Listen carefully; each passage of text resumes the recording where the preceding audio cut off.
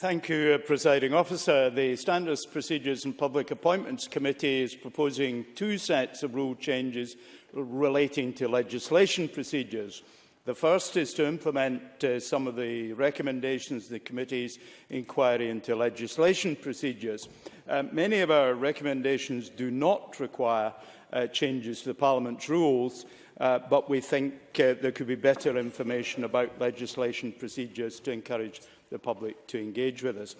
We will monitor as a committee how these recommendations have been implemented to see progress made.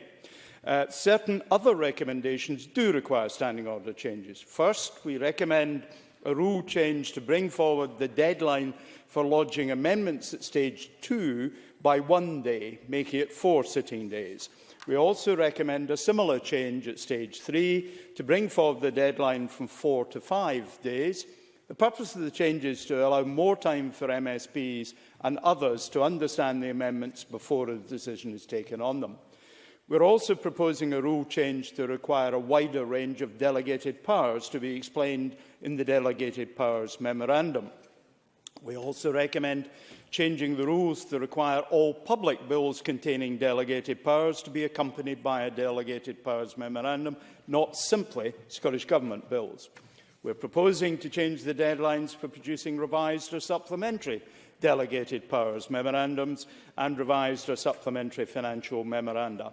These proposed new rule changes mean more time will be protected for committees to scrutinise revised documents, but crucially, neither the member in charge of the bill nor committees will be any worse off under the new rules. The rule changes will help improve the accessibility of legislation process and protect more time for scrutiny. We recommend that our successor committee monitors how the rules work in practice to ensure that they are operating as intended. We are also recommending rule changes for hybrid and private bills which affect third parties. Current rules state that any amendment to a hybrid bill which affects a private interest is not admissible if the holder of that interest has not had the opportunity to comment upon it. It's based on identifying the need to consult new affected parties when an individual amendment is lodged and its admissibility is being determined. That simply isn't always practical within the time available for lodging amendments. We now propose there be a single deadline for all amendments at stage 2 of hybrid or private bills.